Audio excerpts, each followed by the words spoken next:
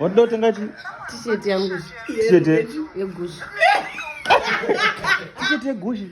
Gusi. Chicho. Vede makaniseka ndoita benzi. Ora ko spelling yacho chimbospela. Yegushi. Gushi chita spelling. Chimbospela kuti kutadza kwini vafana kuseka. Ana isina tsonje baraza. Una mwana wako zvakuita manje. Spelling yechi? Guys, ndatenga t-shirt yangu yegushi. Gusi. Ko spelling noiziya ro tingoti za spelling bango tokuna kubatsira.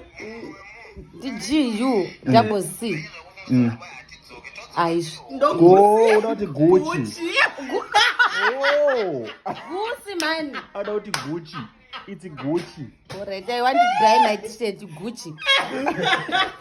But it's the same as asimuka understand zvandikutaura guys.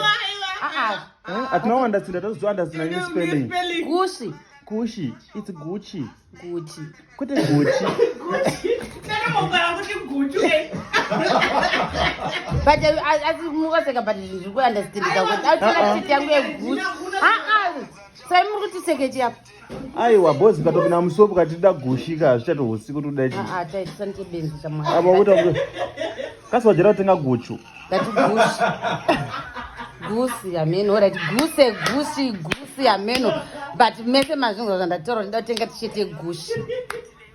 Yegushi. Ameno.